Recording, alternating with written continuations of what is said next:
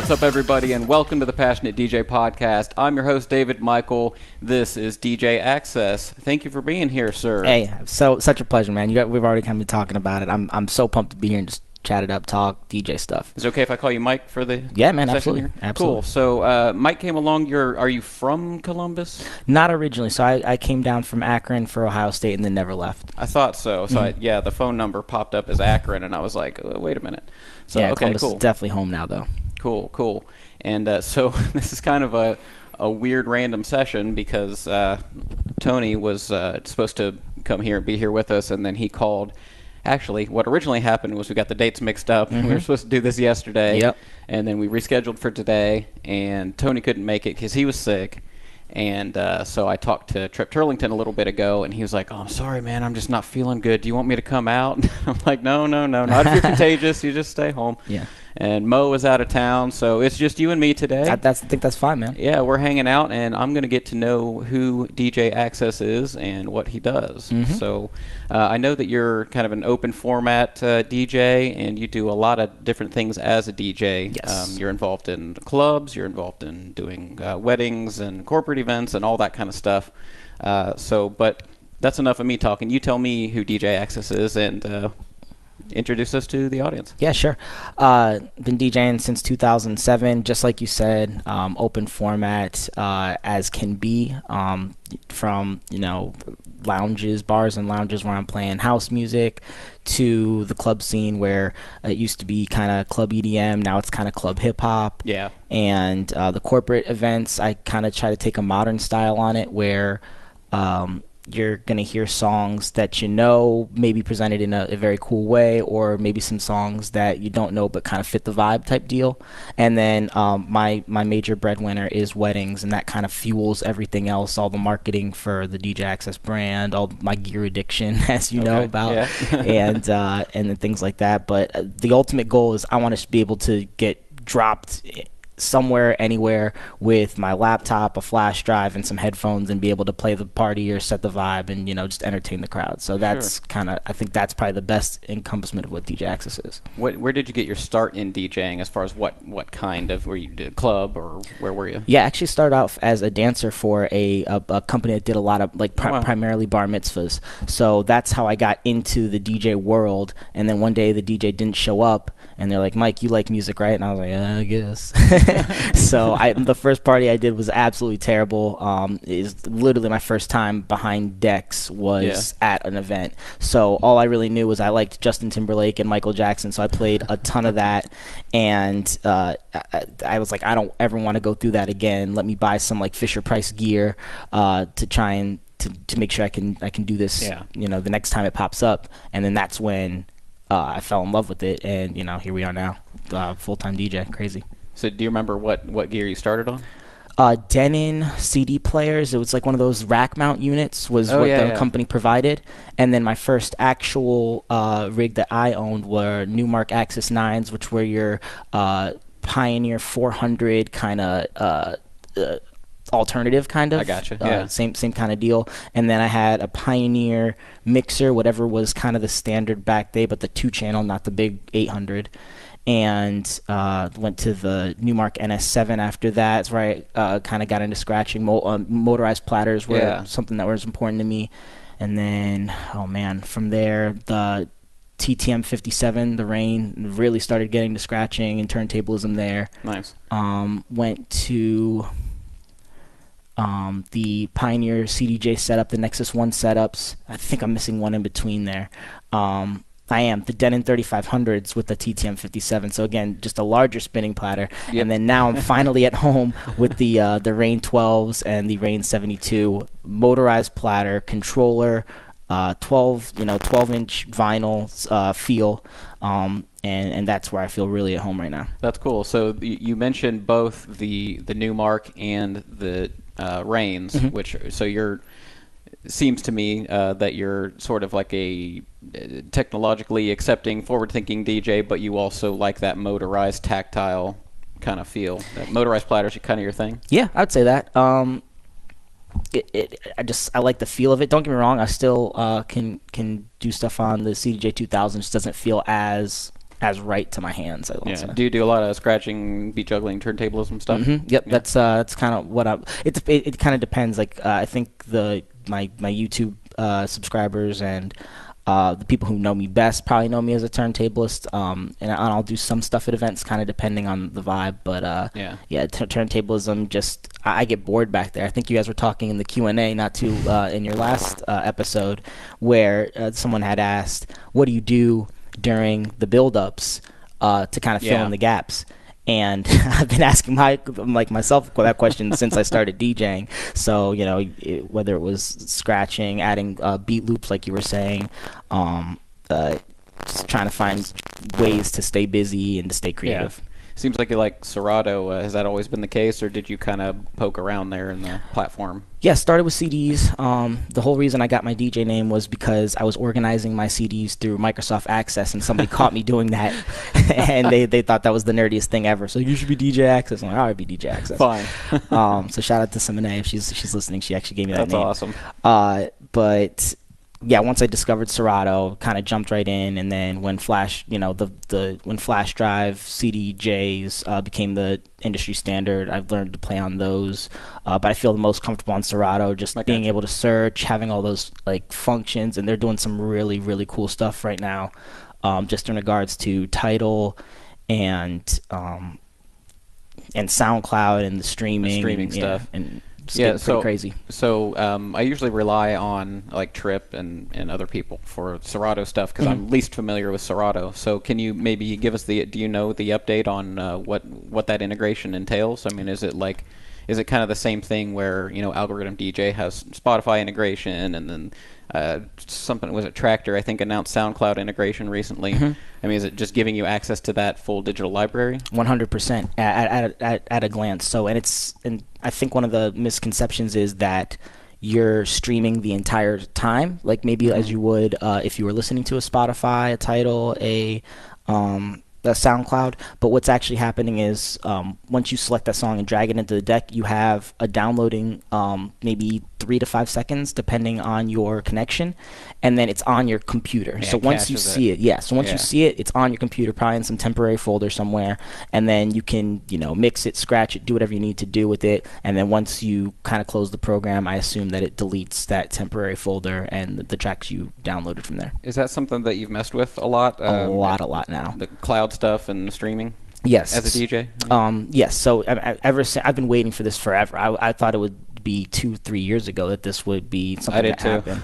But now we're finally starting to get it, so I'm really taking advantage. I just worked a show at the Arnold Classic in Columbus, major fitness event, and the format was old school hip hop, which I can do all day, but they wanted a lot of metal as well. So I do listen to metal. I'd say maybe 1 out of 10 workouts I'll probably listen to some metal. So I do enjoy that music. I had a roommate in college who was in a metal band and really enjoyed. I kind of enjoyed the energy of it, but he kind of got me into it. So I had some of that stuff, but just being able to, an athlete would come over, hey, do you have a 5 Finger Death Punch XYZ song? And being able to pull it up and go, yup, and not having to spend 99 cents on it when I may not use it again. And then you're their hero for fulfilling their request. Exactly. Yeah. And I'm trying to think of other times I've been using it where it's just been fantastic.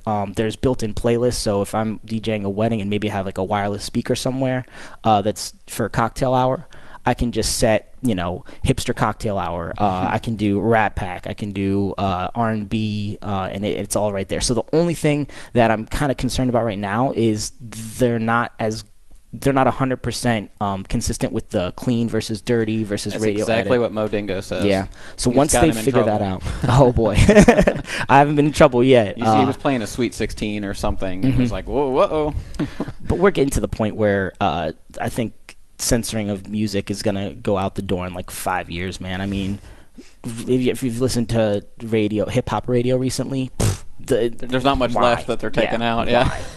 So and just some of my friends are raising kids now, so I kind of see what they're learning and things like that, and the way curse words are being treated now compared to when I think you and I were growing up is really different. So if that announcement comes at some point, I would not be surprised. This is a little bit off topic, but I'm kind of glad to see that words are losing their power a little bit in that way. You know what I mean? Because like, kind of who cares, you know? if I can kind of jump in, there was a time when I was DJing in clubs, and "N-Words in Paris" by Jay-Z was and Kanye was a really hot song, and that would, I mean, someone, you know, people would request that song, white, black, you know, everything. And there would be like that, I'd have to have the conversation in my head is like, is this okay?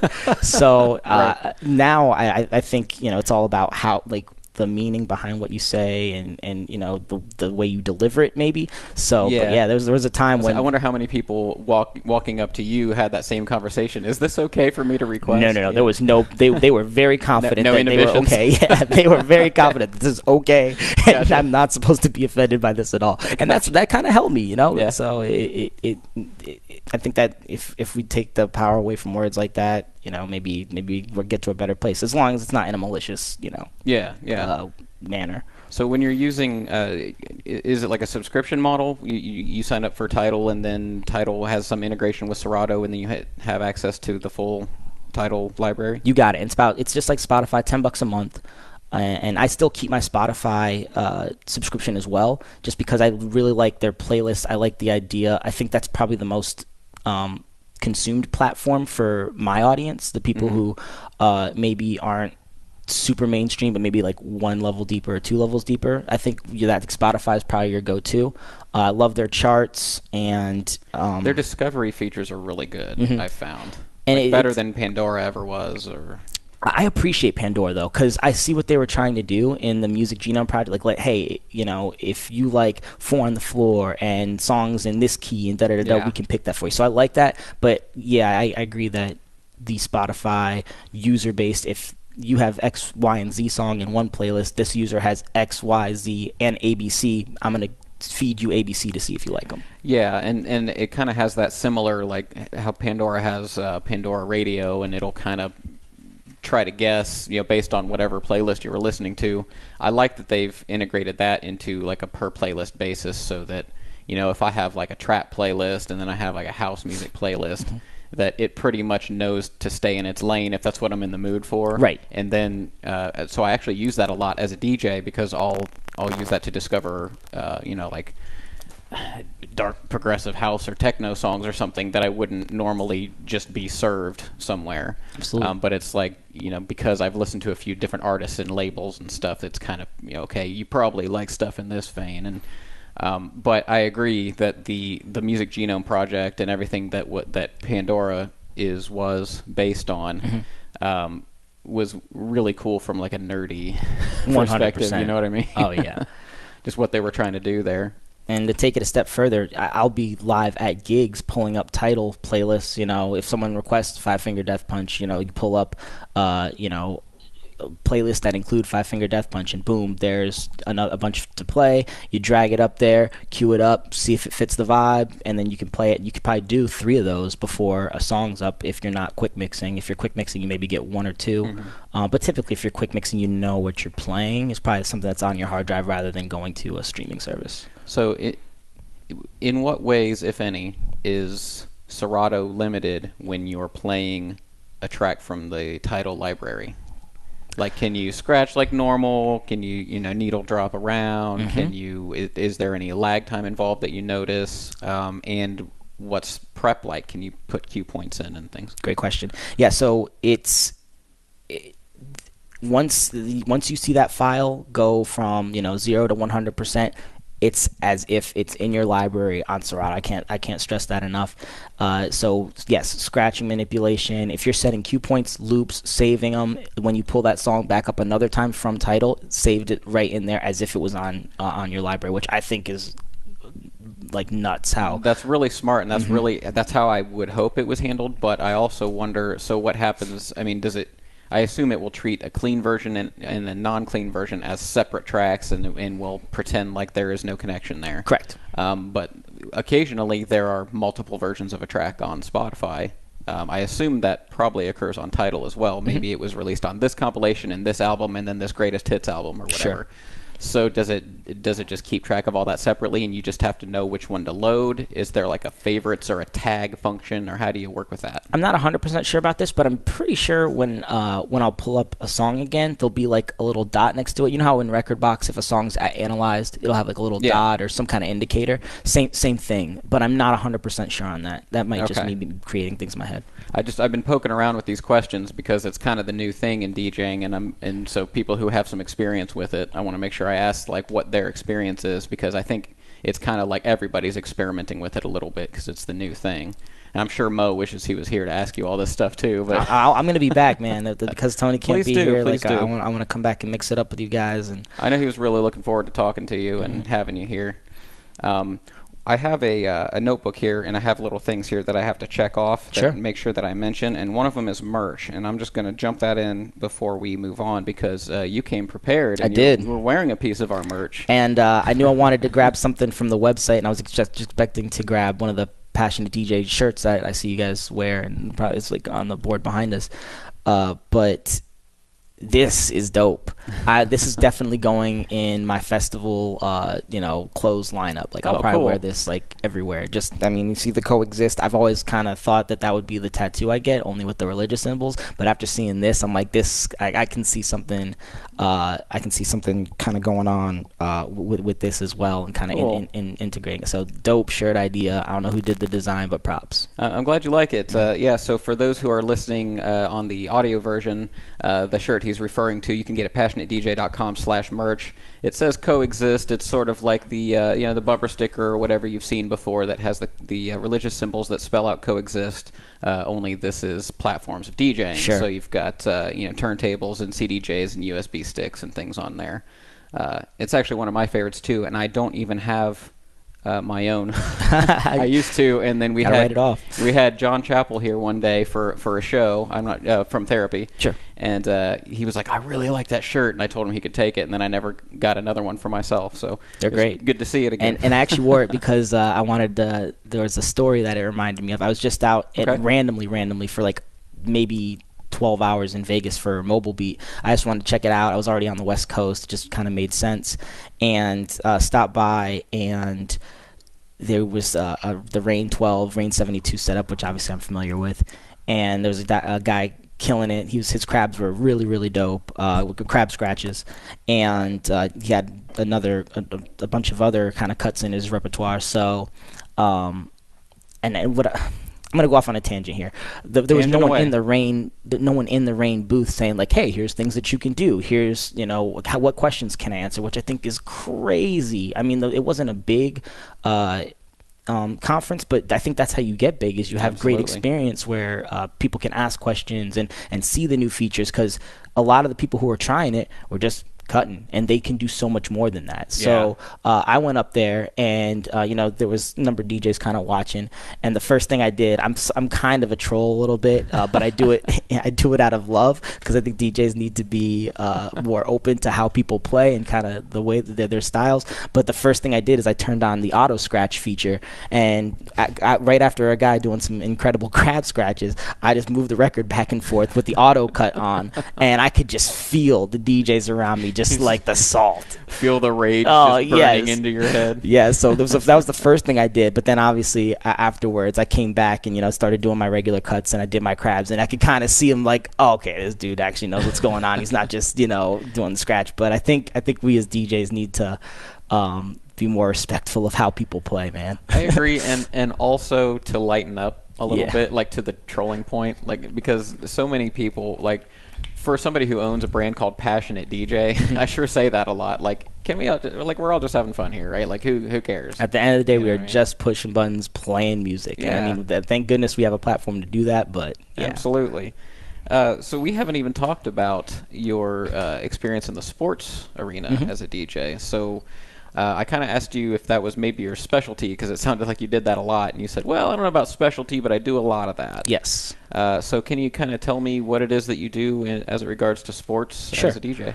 So I started off with Columbus Crew SC. That's kind of the team that I rep the hardest, and it's good to have them back after some questionable years the past 2 years. So we got new ownership now, and the energy surrounding the club is great. We just did the kickoff party, and I didn't get to do the first opening match, but I'll be there this Saturday, and those fans really deserve what's going on in Columbus right now as far as the Columbus Crew SC, because I'm the kind of person who I feel like I see maybe bigger picture, and maybe I shouldn't be saying this, but it was kind of one of those things, like, I don't think any of the movement matters. I think it's going to be, who's got the most money, who's got the most influence, and that's going to be what decides what happens to this team. And I could not have been more wrong. And I got to give props to everyone not only in the organization who stuck around with no guarantee of a job, but also the fans for just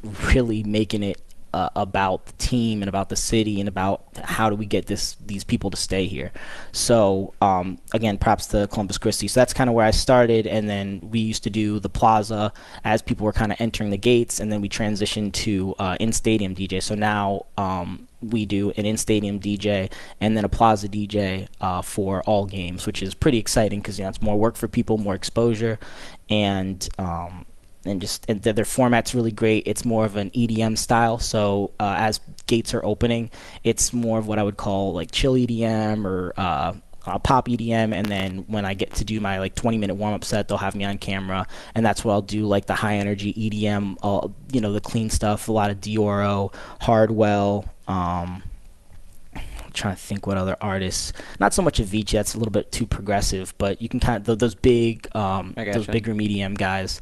So that's kind of cool. It gives me a little platform to show off my style, and then just getting on the mic. That's probably the biggest help to me, just being that voice of God. And if I can kind of go off for a second. If you're a new DJ, learn to use the microphone, because I could say that, yeah, it's the scratching and the performance and the way I mix that gets me those gigs, but I'd be lying to you. It's the fact that you respond to emails quickly. It's about the fact that you are comfortable on a microphone in front of X amount of people, no matter how many that is, and just being professional. And then sell your personality. Yeah, exactly. And the skills will keep you the gig, but a lot of times it's the business aspect and everything else that will land you the gig in the first place.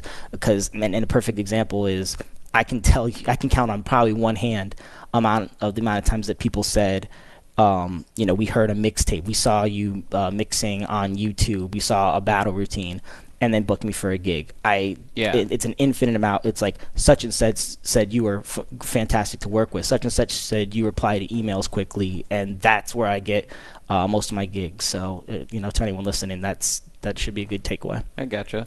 In regards to the sports gigs, I'm going to ask this question under the guise of we have an international audience, and not everybody might be familiar, and not as under the guise of me not having any clue about sports. So if you could explain what Blue Jackets and Columbus Crew SC are. Yes. Columbus Crew SC is a professional MLS soccer team, the first MLS soccer team. So we are charter member number 1. Take a lot of pride in that. And then the Columbus Blue Jackets is an NHL hockey team.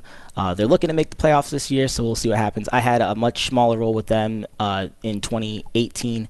They had me for the season opener, put me on a lift, and I was doing some scratching up there. Just to be clear, you're playing actual games. Yes. Is when you're playing. Okay. So they will typically have 3 DJs. They have an in-stadium DJ who plays for warm-ups. They have a plaza DJ, and then a concourse DJ. Okay. So I didn't help out with any of those things, but when they did their opening match, that was kind of like the highlighted piece was the banner going up, and instead of that's something that would happen at every game. So this one, to do the grand opening, they had me on the lift, and would elevate me. So I made a mix that was maybe 3 to 5 minutes long. Excuse me. I made a mix that was 3 to 5 minutes long, and then I was just kind of cutting over it as the lift was going up. So it was an incredible experience. Cool. What kind of size crowds are you talking when you play a gig like that? So opening night for the Blue Jackets was 20,000. That's how much Nationwide Arena holds. Wow. And then if Crew SC holds, I think, 18,000. So when we are in the playoffs, it'll be close to that number. I will say that the last 2 years with everything going around with on the Save the Crew movement, it was probably closer to 5 to 10, depending on the weather and everything like that.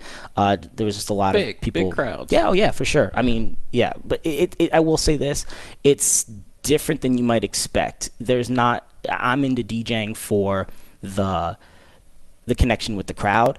And you miss a lot of that when you're doing events like that. And I mean, if you want, for the Blue Jackets gig, I wasn't even mixing live. The lift was so, and we didn't even know this till 2 days before, but the lift was so wobbly, and I was mixing on turntables, and that did not work too well. So what we ended up doing is I had my right deck playing just the mix that I already pre-made, and then the compromise was that I could scratch over it, because they wanted me to just, hey, mime it.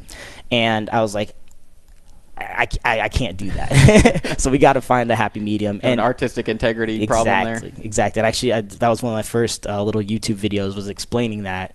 Sometimes you're a DJ, and sometimes you're a decoration, and sometimes you're a performer, and again, coming with that professionalism side, know when to do what, and obviously keep your artistic integrity, but be ready for that if someone asks you in a high profile sense to lip sync, basically. Yeah. What about DJ Axcess, the club DJ? Mm-hmm. How do you DJ differently, and how much do you do that? Where? More now. I took a break for 5 years when I was coming up, so maybe like 2011 to 2015 is when I was doing a lot of club gigs, between 2 and 5 nights a week, depending on, especially when I was in college, and then slowing down to maybe like 2 to 3 after post-college. What do I want to say about that? It's great. So I get to play explicit music. So for someone who plays 40 to 50 weddings a year, it's kind of nice. Yeah. It's a different style. It's really complicated. So I think there's a lot of politics, and there's a lot of people to please. So not typically in a mobile event, your only goal is to please the client and then the crowd that they bring. With a club, you're not only having to please the people on the dance floor, but the owners. But then while you're trying to, make sure the people on the dance floor are having a good time, you want to make sure that you're not playing the same set or similar, combinations, because the bartenders get upset with you when there's a bottle presentation and, someone from the bottle service table comes over and says, hey, we got a bottle service presentation going out in 1 minute. How do you go from maybe an R&B song that you were playing to now we're into hype mode because this bottle presentation has to look good on Instagram, Snapchat, all that. So it's a lot to manage, but again, all that being said, you still get to play records for people, and the response is usually pretty fun. I will say that the sets have gotten completely shorter. Like I said, I took a little break from the club game for a little bit, and now that I'm back in it, it seems like there's more artists on a bill, and you're playing for less time, which I don't necessarily like. I really like that journey. I'm sure you understand. I've heard you talk about it all the time. You like the journey and being able to... Common complaint. Mm-hmm. Yeah. So I wouldn't say it's a complaint, but it's just something that is a little bit tricky for someone like me who's used to having, minimum 2.5 hours to be like, okay, we're here, like, here's what I do, like, let's attack this on the dance floor. Because a lot of times, like, once you're getting your groove, now you only have a half an hour left, and depending on how quickly you mix, like, there's some songs you gotta play, and then there's some songs that, this is my style, and then, okay, how do I mix it up so I'm not doing the same thing? So it's different, but I enjoy it. It's a challenge, which I like. It makes me a better DJ for sure. Sitting here talking to DJ Axcess on the Passionate DJ podcast, multi-format DJ, turntablist, and all-around nice guy. Mike, we touched a little bit about the differences between club DJing and the corporate thing. You could play explicit music, and the set times are a lot different. But what else would you say about the differences between, say, like Mike as a DJ service or DJ Axcess as a DJ service versus, Mike the artist? How do you approach your sets differently? Do you think about them differently? Do you play different music, or do you generally kind of do the same thing as your DJ brand, if that makes sense? I think I generally do the same thing. My whole goal is like client satisfaction. So I think I'm more cerebral about how I interact with club managers than most DJs. I want a lot of feedback, not only from the club owners, but from the bottle service people, the security guards, from people on the dance floor, from friends that come out. So I'm constantly looking for constructive feedback. I used to say, there was a time when I would say, don't tell me that you like my set, don't tell me that you killed me, tell me like something I could have done better. But people don't necessarily like to do that. So now I'm kind of satisfied if someone says, oh, I liked your set, I liked when you did that.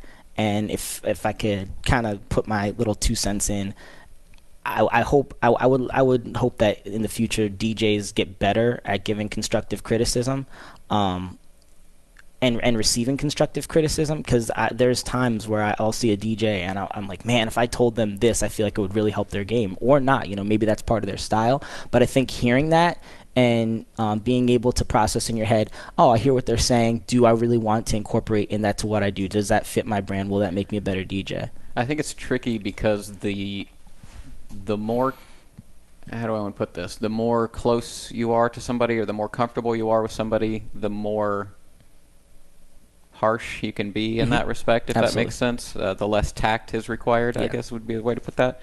And so, but when you get, so it's like you're going to get different feedback from your mom than Bob, the club guy. Right.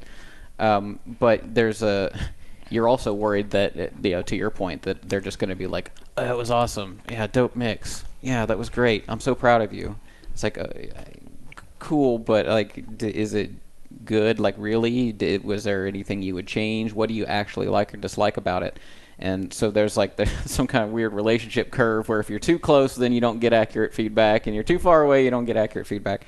And so I don't really know exactly what the answer to that is, though we do try to foster a bit of that, like in the Passionate DJ community group on Facebook, passionatedj.com/community. But it's tricky because we don't let people post all willy-nilly their mixes whenever. So we do Fire Away Fridays. But then you'd have a whole pile of mixes, and nobody's going to go through and listen to all of those. And so one thing I've been doing lately is sometimes on, like a Sunday afternoon or something, I'll go through to the last Fire Away Friday post and just start listening, and I'll live stream it and just kind of skim through people's mixes and comment live. And that way I can kind of take up the amount of time it takes for one mix, but respond to 10 or 20 of them. Sure. You know what I mean? And people seem to like that, but it's also, you're only getting 5 minutes worth of attention. You know what I mean? So it's just a constant struggle as a DJ, is getting feedback, because you have to listen so long to do it. And there's so much music out there. Like, you think about how much music there is to go through, whether you're a single genre DJ or open format. You could always be looking for new music. So I'm lucky to have some really good friends who post mixes, and I'll usually grab stuff from them. I'm the biggest proponent of Shazam. I think but beyond the default apps, the Shazam is the greatest app ever invented. And I'm not even apologetic. I'm in the club like this a lot of the time. I feel like 50% of DJs are like growling at you right now for saying that. Let them growl. Listen, here's how I look at it. So this artist created this song. My guess is for people to hear it, right? And for them for people to enjoy it. So if you made the track and you want to hide it away from people, great. I think that's your thing. That's cool. But I think you're doing a disservice to the artist to not, if someone says, hey, what was that track, or you're using the DJ AM mode on Serato, I think you're doing the artist a disservice to not share the music. I understand for the guys who were coming up in the record days that, you had your record spots, and maybe the record store didn't have as many copies of the record that you wanted, so you had to be a little more incognito a little bit. But I think we're beyond that. Like, everyone has new music when it comes out, period. So I think sharing that, whether it's through Shazam, whether it's through someone like asking you for tracks or a track list on a mix, I mean, if someone's listening to your mix, I think maybe you don't have to post it with the mix, but if someone asks, I think you kind of owe it to them. They checked out your mix. That's what we're all looking for, is just being able to share music with people. Send them a track list. Like, unless you're, I know, like you said, I know DJs are growling everywhere at me, but take the ego out of it and do it for the artist. About when did you start DJing? Mid 2007. 2000. Okay, me too. It's about right. So I think that maybe DJs our age and got started the time that we did, or younger, probably are more apt to feel this way than quote unquote old school DJs are. And I get that. Used to collect rare white labels and the things that nobody had ever actually been able to hear except for the 30 people who pressed it and got a copy and whatever, which used to be really integrated into DJ culture, and technology has kind of ripped that away from the old school vinyl DJ. So I feel for that. Yeah. And right about the time we got into DJing is when all that really kind of started changing, I think. I agree. And now we have, Shazam and Spotify and Tidal and every 1,000 great track sample, lists. whosampled.com. Yeah, and, great. Discogs and whatever we want to access all this information. And, I'm like a super nerd, so I think data is great, and I love access to all that stuff. But I get it. Yeah. You know what I mean? We don't have that rarity thing anymore. This is what sets me apart. You don't have this gem that I have. Well, again, yeah, like I think the bootlegs you make, or maybe if you're on an obscure remix site, if you have some really dope remixes of things, I think that's maybe that could be like the stuff you hoard or whatever. Yeah. But that's not really my style. Like, at any song I have on my computer that I haven't made is free range to anyone who wants it. You mentioned something in our private chat when we were kind of setting up this meeting.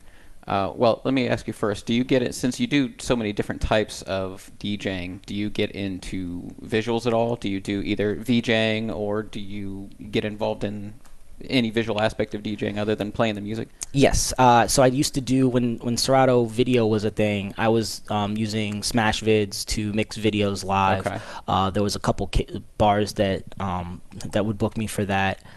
I got out of it. Videos, it doesn't translate well. Okay. I noticed people kind of staring at the screen, and as DJs, I think we want them to dance. So I've stopped downloading videos. I still kind of kept, even after I was like stopped doing video sets, I was still keeping the video subscription, and would get like the really, really hot stuff for a while. And now I don't, just because people aren't asking for it, at least in this market. And I don't think it'll come back, just because I think you want the energy in the club to be dancing, not necessarily watching a screen. However, I will say that I am I do love visuals, so I wish I was into Excision's music more, because his visuals are so incredible. Yeah. And then I work with a guy named Caleb Rowe. Shout out to Caleb from Cincinnati, who makes me my visuals, like the loops and things like that, or like the logo animations that a VJ can then put their kind of creative content behind. And if you're planning on playing clubs, I think spending money on Fiverr to get someone to make you a video loop is worth it. Just so, hey, send them your logo. They'll usually take about a week to 2 weeks. You can usually get a couple revisions if you want to spend, another $5. So for $10 to $15 to $20, you're getting a really nice visual loop that you can put on behind you at the clubs that have that capability. And even if they don't have like a visuals guy, sometimes you'll have, at least somebody who can put your shiny, logo animation up on all the screens or something while you're playing. And, Therapy does stuff like that. They'll have some basic visuals even though they don't have a VJ. And we can even go deeper than that, because I think marketing is a higher percentage of DJing than it ever has been, at least as when I've been a DJ. We're all media companies now. It's crazy. It's absolutely insane, man. It's because, if you get the right pictures or the right graphic designer, you can look as good as Hardwell, and maybe you've never touched the decks before. And maybe no one will know that, because, again, like I said, people aren't necessarily listening to your mixes or looking at your video content to book you anymore. They could just be looking at your social media, your followers, who you roll with, how many people bring the club, how many bottle poppers you have in your crew, and then they book you, and then you could do a good job, you could not, but if the bar makes money, you're probably going to come back. Yeah. In regards to the visuals, one thing we did mention in the chat was sound switch. Yes. Was there anything in particular you wanted to? Is that something you've been eyeballing? Oh no, I got that as soon as it came out. Oh, man. you've got. Okay. I'm a huge proponent of sound switch. If you are using, I think it works with Serato and Tractor. I don't think it works with Tractor. Okay. If it does, I think that's new. It works with the new Denon stuff. Oh, the Prime. Mm-hmm. Okay. Yeah, it's really, really dope. So I think a lot of our DJ audience is going to be uninitiated there, so maybe you can explain what that is and why you like it. Yeah, so I guess the simplest way to put it is it's a box that goes in between your DJ software, for me Serato, and your lights, and it works as a DMX controller, but where, and I guess the competitive advantage, so you could set your lights on sound active and they're going to do their thing, right? We've all seen sound active lights. That drives me nuts, especially because there's clubs in Columbus, really nice new clubs that they'll set their lights maybe to one color and they're doing the same auto program or sound active the entire night, and that is mind-boggling to me. But what Sound Switch is really good at is you can either say I'm at a wedding, because that's where I have my light show with me. I use a lot of Chauvet stuff. The 4-bar Tri, so that's just 4 Parcan lights. I've removed 2 of those, and I added very, very recently the Chauvet Intimidator Trios. Before I had the Chauvet Intimidator 150 or 155s, I forget which exact model, but they do pretty much the same thing. So all the mobile DJs just perked up. We Yeah, don't talk about this stuff much. Have at it. And if you have questions, shout me out on social media. I love lighting. I think it adds an awesome element to the dance floor, and it's not something that someone will book you for, but when they're on the dance floor, they might be, man, I had a great time. I don't know what it was, but there was something about like the lights matching with the music, and that's exactly what Sound Switch does. So you can, let's say I know I'm going to play "Yeah" by Usher at every wedding.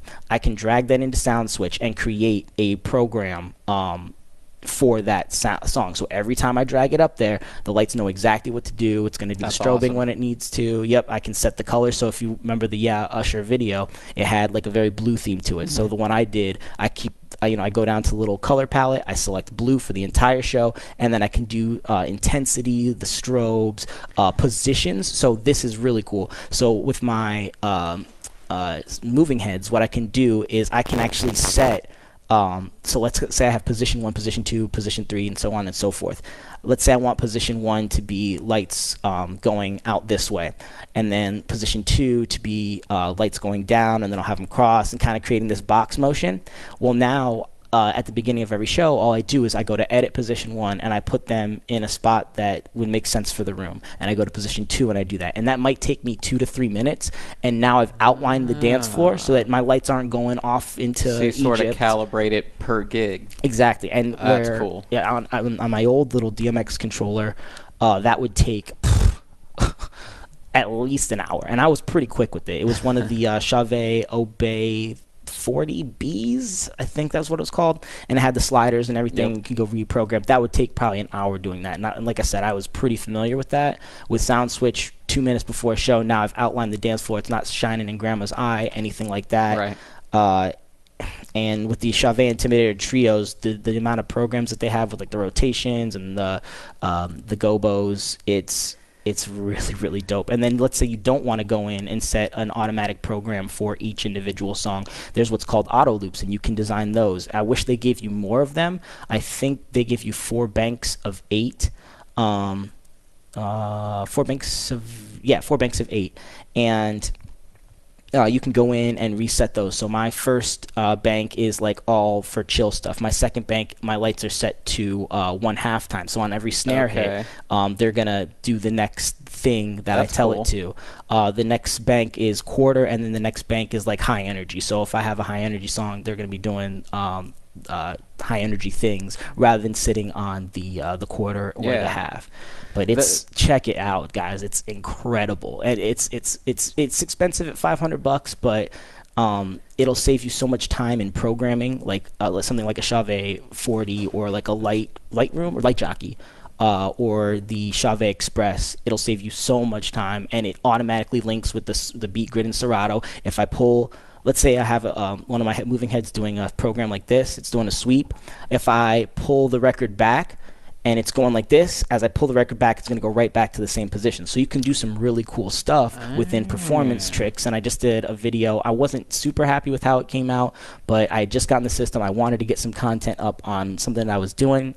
And so you can check that out. But I think that's going to be a series that I keep doing. I would love if SoundSwitch or Chave would have me out to like an Atlantic City or like a Mobile Beat to show this stuff off, because I don't think enough DJs are utilizing a really powerful product. The cool thing about that too is, and that I'd never really thought about before. I mean, I always talk about like the overall experience that the DJ provides, right? And like setting the atmosphere. It's not just the music you're playing and all that, but the additional layer of should I call it psychological manipulation that you get by also having control of the vocals, like the visuals, like your example of making part of it match the music video. Like so many like either somebody's going to recognize that and they're going to be like, "Oh, that was dope," or maybe they won't recognize it, but it's going to trigger some piece of memory, you know, some mirror neuron's going to fire in their brain, and they're going to go, "Oh man, that's like," there's just going to be that familiarity, so you've got that going for it, and worst case scenario, it's just a cool effect, right? So you kind of can't lose. Yep. That's pretty neat. The one time someone who I wouldn't consider like a lay person recognized it was I have Forever by Chris Brown I'll often play, and that was, if you guys remember, there was like a Double Mint commercial, the green thing, and that's the only time someone's realized it, because I had a green program going and they came up and like, "It wasn't this like a Double Mint commercial like with the green stuff?" And I was like, "Yup," and they're like, "That's pretty cool." So that's now so some people are like, well, if that's the only time that someone's noticed, why do I need this product? But like you said, it's the psychological thing that you're adding. If you I will say that it's a great sales tool. So if you learn how to make it, I don't want to say consumable for someone who's not into DJing or lighting, by just saying, "Hey, listen, there's other DJs that have sound active lights. Maybe they'll be shining on the dance floor. Maybe they won't be. Mine will always be shining on the dance floor, so it's not shining in grandma's eyes. If it's and I'm giving away some trade secrets here, but if it's a romantic song, you're going to see purples, blues, reds, those romantic color. High energies, you're going to see oranges, greens, yellows."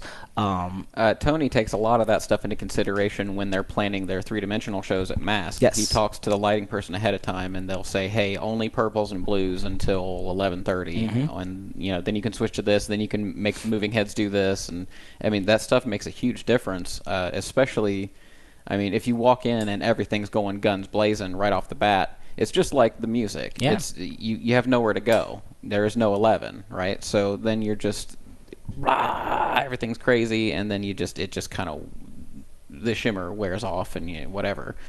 Whereas if you build the whole night, whether that's lighting or music or and kind of are reactive in that way, it can be a whole different. I mean, that's why there's a human doing this instead of an iPod, Yes, right? yes. For now. For now, for the moment, yes. Let's see. I think I was looking through our chat, and I think the one thing that we mentioned that we haven't talked about is YouTube. Yes. So we'll come to that. One thing I do want to mention before we move on is this show is supported by Patreon.com. If you want to become a supporter of the show, you can do that at patreon.com/passionatedj. Sign up now, and you can get access to our monthly bonus show, which is called After Party, and that's where we put all of our extra stuff and bonus segments that you don't get on the main show. Go and check that out. Once again, patreon.com/passionatedj. We're sitting here talking to DJ Axcess, and we talked about a little bit about YouTube. Was there somewhere in particular that you wanted to take that? Have you been uploading content to YouTube, or are you just thinking about it? Have been uploading. So I've been uploading since 2008. One of my most popular videos is by far my least professional. I just did a little, hey, if you're a beginner DJ, this is an XLR cable. This is what it does. It can be used for lighting. It can be used for speakers. This is a speak-on cable. This is da-da-da-da. And, oh, my gosh, for the amount of knowledge I had back then, I would love to remake that video, but that's my most popular video with almost 70K views. And now that I'm, like, actually into YouTube, I'm like, how do I replicate that? But it's a completely different platform than it was back then. Yeah. I'm on the goal for this year is 1,000 subscribers. I'm at 700, and it's going really well. People really like my reviews, which is the one the thing I probably like the least. Yeah. To do. I like doing the performance pieces. I like doing the discussions. The tutorials are really fun to do too, and those are actually getting pretty well accepted. But I just want to I just want to have a catalog to share my knowledge. I think video is kind of the best platform to do that. And I think I just got my Amazon affiliate marketing thing approved. I know you guys use that as well for the Passion DJ podcast. And if you don't know what an Amazon affiliate is, check it out. So I'm sure you leave links in the description with all your equipment that you use for the show and everything. So even if you're shopping at Amazon, let's say you can't afford to do the Patreon, go to Passionate DJ, go to one of the links, and then click on it, and then it'll take you to Amazon. And anything that you buy in there for the next 48 to 72 hours, I forget the exact timing, you get a percentage of that. And it's not a big percentage, but you have a large listener base. If everyone does that, the next time they buy some DJ gear, the next time even batteries, really anything that you're getting on Amazon. Yeah. I'm an Amazon fiend, so that's especially special to me. I didn't even pay you to say that or to wear the shirt today. It's working out great. I get it, man. I'm a content creator.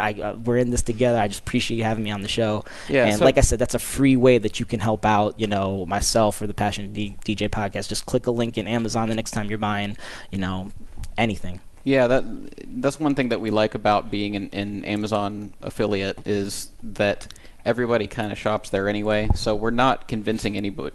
We're convincing very few people to use a different platform that they're not already using. And they carry everything. So there's a lot less. I like that there's a lot chance of me introducing bias into anything that I'm promoting, because I could be promoting any product. Right. You know what I mean? So I'm not going to promote this Pioneer controller over this Denon controller because we are a Pioneer affiliate. I'm just an Amazon affiliate. Yep, so I like it kind that of too. spreads that out a little bit. So you say you have a 1,000 subscriber goal. Yep, 1,000 subscriber goal. You're headed towards it pretty quickly, it sounds like. I think once you get to a certain... It sounds like you're going to hit that soon. I mean... Hopefully, yeah. And then once you hit, I don't know if you have any aspirations for this, but once you hit 1,000 subscribers and a certain watch time, then you can monetize your channel Correct. as well if you want, which is something that I would love to talk more about on the show, but DJ stuff on YouTube is tricky, and I'm sure you've probably already run into that. Elaborate on that, because, what are you thinking? So have you been posting performances lately, like music related things where you're actually playing? Oh, I know where you're going with this. Yes. Yes, man, that's the tricky part about YouTube. It's really, really tricky. So it's like, do you make routines with copyright friendly content? Do you go through the approved list of songs and then DJ that way? The way I've been working it right now, I just kind of put the content up and cross my fingers. If it doesn't work, it doesn't work. Maybe I edit out that section. But I've been pretty lucky, I think. As long as you stay away from like the major labels, you're usually pretty good. Like I don't know. I mean, you guys do a lot more underground stuff, so you probably... That helps. Yeah, for sure. Because it seems like a lot of, like, if you're playing stuff from techno and house and techno labels, like most of those labels just want as much distribution as they can get. Right. And so, yeah, play it on Spotify, DJ it, play it, put it on YouTube, whatever. So the nice thing about YouTube for DJs who are trying to build a channel and they're running into these hurdles, we've talked about this once or twice. One thing that we do on this show is you can actually go to youtube.com/ I think it's music_policies, but just Google YouTube music policies, and it'll pop up, and they'll give you a search, and you can, usher, can I play this or not? And it'll say either this is fine, or this is blocked in 12 countries, or hey, there is a copyright claim on this. You can play it as long as we can put ads on it. And then you don't get to monetize it. Which I think is totally fair. Yeah, I agree. So that's why we've been doing less like pick 3 episodes like we usually do, because it's become suddenly much more complicated. So if I had you here, for example, and I said, hey, we're doing pick 3 old school hip hop, but I have to have you do a bunch of homework before you come here and make sure we can play it on YouTube. And if that doesn't work, you got to pick other tracks. So now there's this extra hurdle here. But you can do it. So if you're just trying to like maybe come up with a routine, a scratch routine, for example, if you can find 15 tracks that YouTube hasn't blocked you from using, then you're set. So you do have to look into it a little bit. But like a lot of things DJing, limitation inspires creativity. So on the one hand, it's like, oh, I hate being so limited. And then it's like, wait a second. I have the whole freaking world of music available to me now compared to 10 or 15 years ago. Right. So surely I can find 15 tracks. Sure. DJ Vekt, I think that's how you pronounce it, Vekked. Former guest on the show. Oh, no way. Oh, man, that's awesome. Way back in the day. He's an idol of mine, and he's known for his turntablism. I think he's DMC world champion maybe multiple times. Multiple times. Canadian champion, world champion. He's got a whole list of... And if you're looking to get into turntablism, he has a fantastic thing that he does on Instagram where he does live, and I think it's even on Twitch, where he streams live, like, question and answer section, how to build a battle routine. I think he just started that, didn't he? Yeah, and it's going really well. But I think he's figured out that the streaming is the way to get past the copyright, at least for now. I'm noticing that, too. You can get away... So I've noticed... Facebook's getting better too. Like they're letting you get away with more, especially with the streaming. And then like, so when I do the Fire Away Fridays and I go listen to everybody's stuff, somebody so far that had been fine, but somebody had like a top 40 kind of set, and I played Marvin Gaye or something like that, and it was like, man, it triggered it. Yep. And so then I got a notification on my phone. You can't play this. But then it's like you can dispute it, and I'm like, well, this is fair use. I think it's fine to use. I'm not distributing it. We're talking over it. No problem. And then they kind of let you get away with it. Right. But yeah, the streaming thing seems to let you do something different than recording and posting. Right. Sometimes. And then Twitch will typically just block it. Mute or... Yeah, block it from being you're in your library. Like I forget what they call it. Oh, yeah, the recordings. Yeah, recordings. Thing. I think that's when they'll block it, or they'll mute that section.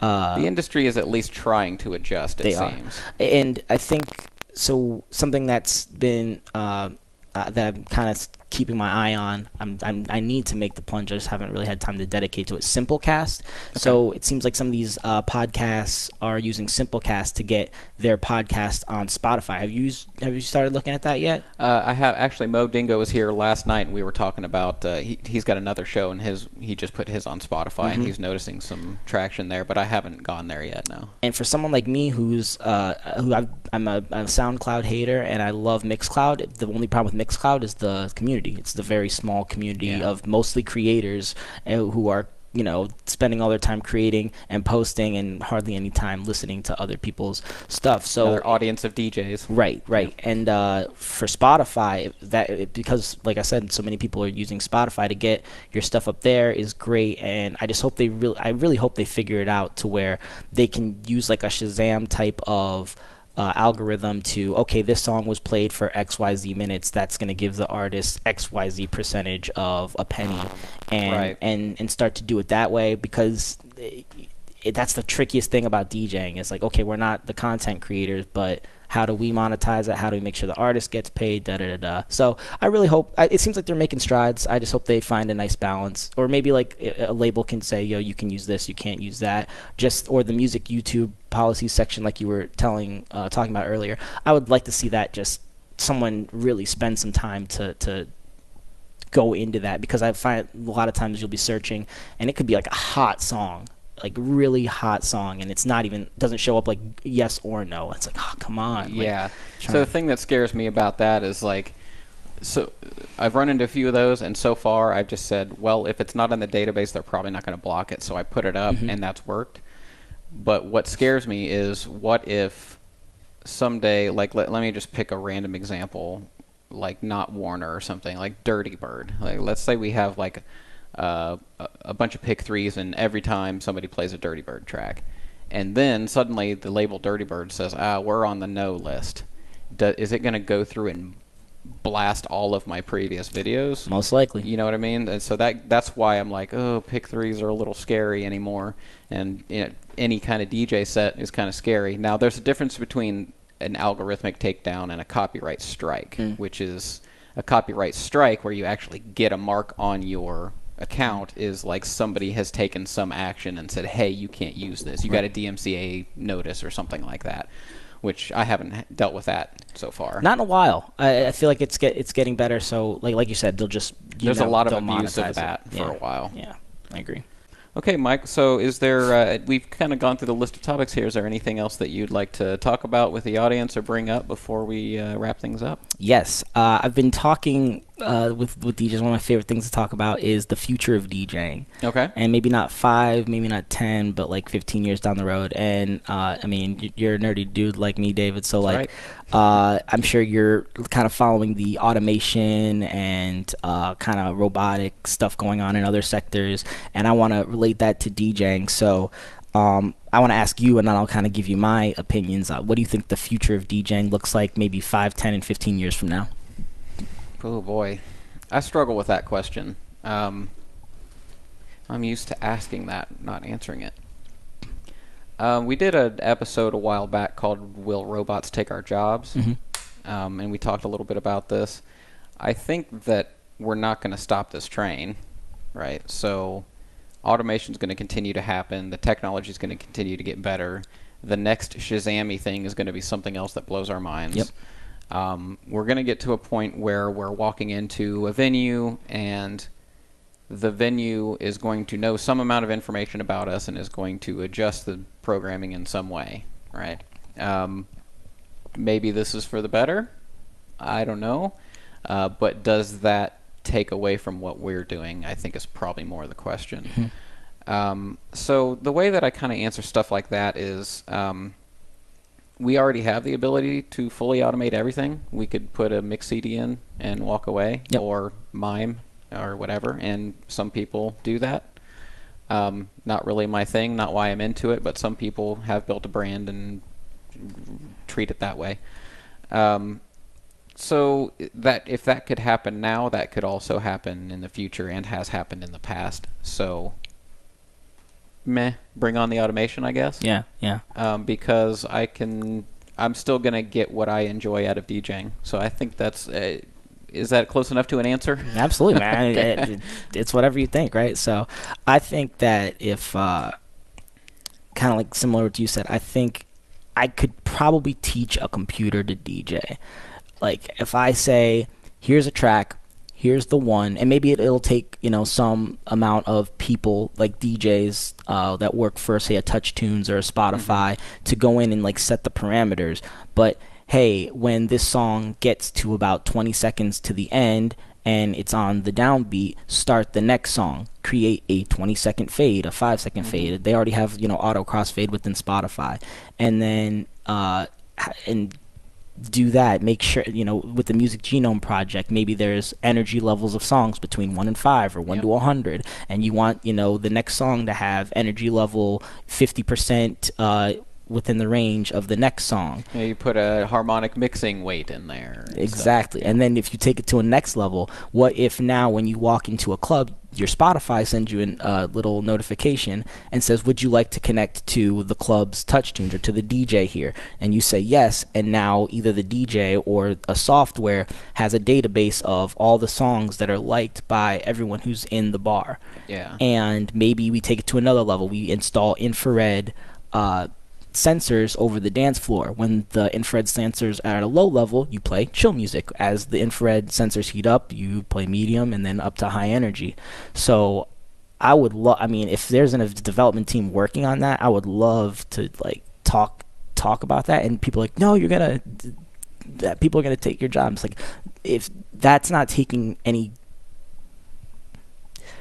I don't think DJs who are passionate about their craft, I don't think we're worried about that type of DJing. I think you can teach a computer how to DJ, but can you teach it to read a room from the perspective of what someone who's 5 years in, 10 years in does? Probably not. So I think it'll be for those bar type situations, lounges who may, who would rather spend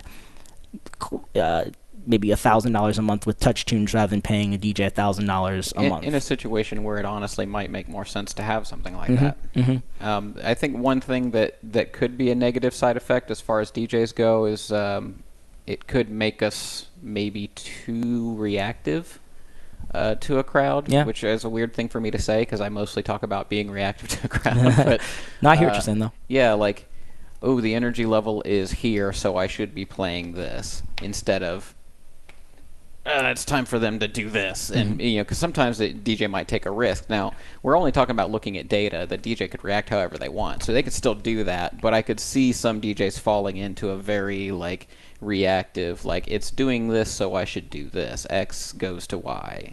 You know what I mean? But outside of that, like I said, I like more data and knowing what to do with that. And I think it's being mindful of those things is what separates great DJs from the rest. Right. Not having access to data, but what do you do with that? And all things aside, whether it takes my gigs away or not, automation has taken a lot of jobs away and will continue to do so over the next few years. And make new jobs, of course, as well. Exactly. Different jobs. I still enjoy coming out here and just doing it and playing and without an audience. You know what I mean? So there's...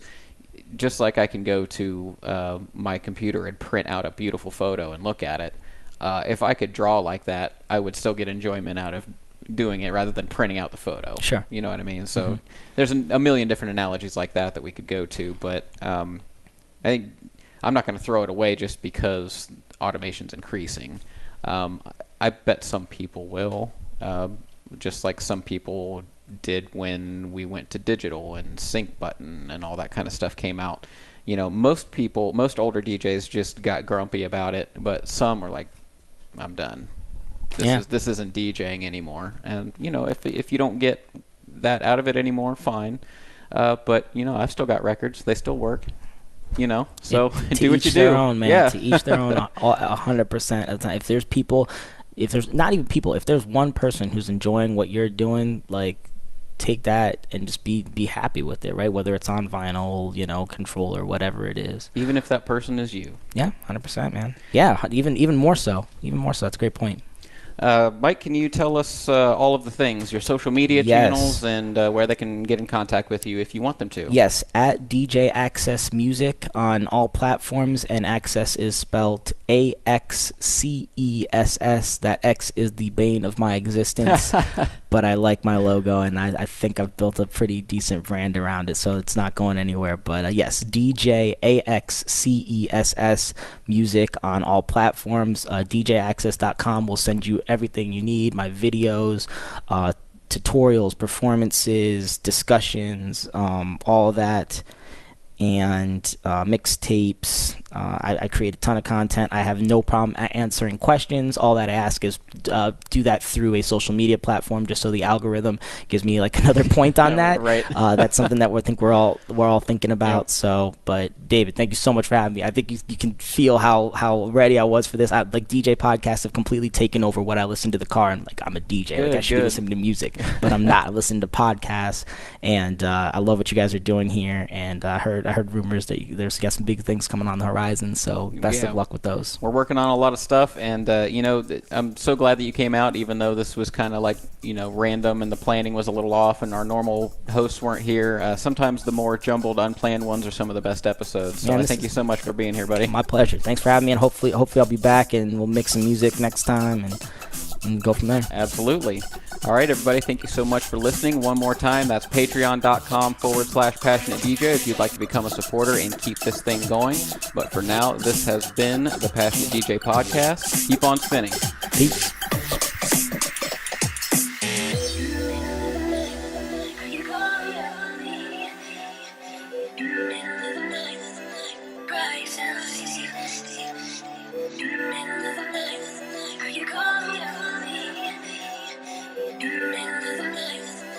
Right.